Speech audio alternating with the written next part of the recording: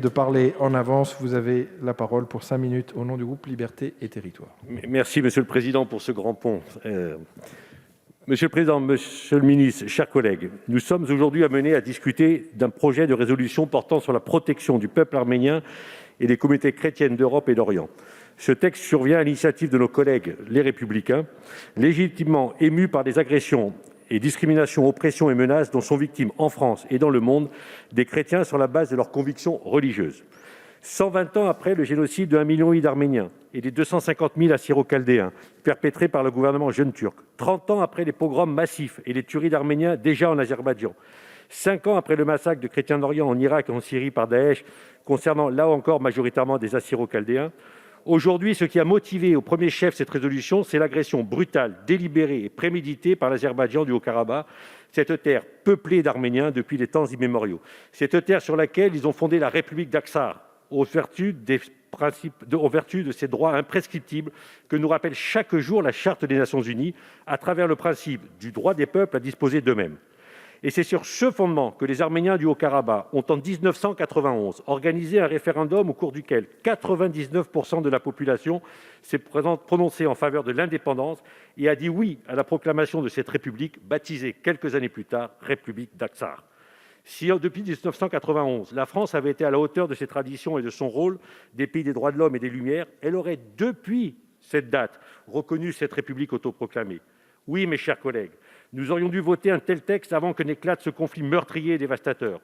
Nous aurions dû le faire car l'Azerbaïdjan et son suzerain turc n'auraient peut-être alors jamais osé attaquer avec une telle impudence un État reconnu et en voie de reconnaissance par la communauté internationale. Nous aurions dû le faire car, en indiquant la voie, notre Assemblée aurait encore une fois fait briller notre République au firmament des peuples oppressés. Mais il est encore temps de le faire, pour les mêmes raisons, mais pour d'autres raisons ensuite. La première raison donc, c'est que notre appel à ce que le gouvernement français reconnaisse la République d'Aksar dans le cadre du processus politique du règlement du conflit, sans même parler de l'avènement possible de cette reconnaissance, constitue en soi une protection des populations autochtones de ce pays. Ce sont de telles considérations qui ont présidé à la reconnaissance du Kosovo ou du Timor oriental. Les Aksariotes n'ont jamais conçu la reconnaissance de l'état de droit qu'ils bâtissent depuis 30 ans comme un colifichet dont ils pourraient s'enticher, mais bien comme une garantie de sécurité face à des puissances voisines et hostiles qui ont fait de l'arménophobie de véritables politiques d'État. Les Aksariotes ont dû quitter des pans entiers de leurs terres ancestrales, occupées aujourd'hui par l'Azerbaïdjan, parce que face au gouvernement de cette dernière dictature, leur seul choix était souvent partir ou mourir. Nous ne pouvons pas admettre que des gens soient chassés comme des chiens de leur pays, comme l'a dit explicitement le président Aliyev, et nous ne voulons pas non plus qu'ils viennent grossir la cohorte misérable de trop nombreux réfugiés qui se pressent déjà aux portes de l'Europe. La deuxième raison, c'est que nous parlons, chers collègues, de préserver le patrimoine chrétien arménien de ces terres. Mais qui le préservera si ce n'est ceux qui l'ont édifié ?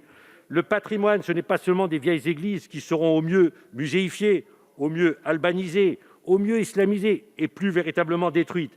Le patrimoine, c'est aussi et surtout la vie qu'animent ces églises et monastères, les traditions qui se perpétuent en ces lieux telluriques et les sociétés qui se déploient à l'ombre de leurs clochers.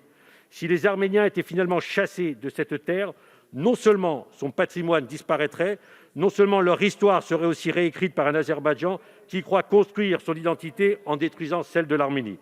C'est aussi cela que sert notre résolution, témoigner que l'Aksar est arménien, témoigner que l'Azerbaïdjan et la Turquie sont et seront responsables des exactions passées, témoigner enfin de ces crimes de guerre commis à l'encontre des civils et passibles de poursuites devant les tribunaux et les instances pénales internationales.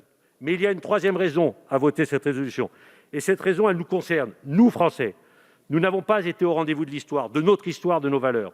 Notre présence au sein du groupe de Minsk n'a pas permis d'empêcher ce conflit, le massacre de civils, l'usage d'armes chimiques et toutes les exactions auxquelles nous avons assisté ces dernières semaines. Pire, depuis quelques années, le sentiment que nous laissions les Azéris agir a gagné beaucoup d'entre nous.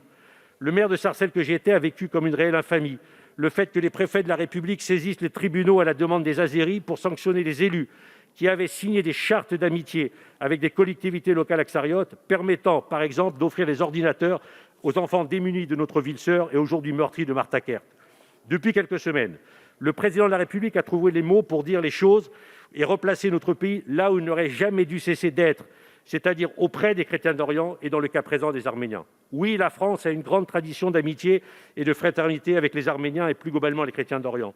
Les Azéris et les pro-azéris de notre pays se sont émus que les Français d'origine arménienne soient nombreux dans notre pays et qu'ils aient défendu leurs frères d'Aksar. Oui, les Arméniens sont nombreux en France et c'est une chance pour ce pays. Ils le sont car la France a été cette terre d'accueil et d'adoption des survivants du génocide décidé par le gouvernement jeune turc. Ils n'ont jamais oublié cette horreur, jamais ils n'ont oublié leurs bourreaux. Oui, ils se sont mobilisés pour réveiller la France. Ils ont été ces dernières semaines notre conscience, qu'ils en soient à toujours remerciés. 120 ans plus tard, le choix pour nous est simple. Le déshonneur en acceptant avec passivité ce qui se passe sous nos yeux, ou alors sauver l'honneur de notre pays en reconnaissant cette petite, mais ô combien grande par son héroïsme, République, permettant ainsi de construire une paix durable et d'assurer la survie des Arméniens. Merci à vous, monsieur Pupponi, et merci à vous d'avoir bien voulu inverser votre prise de parole avec cette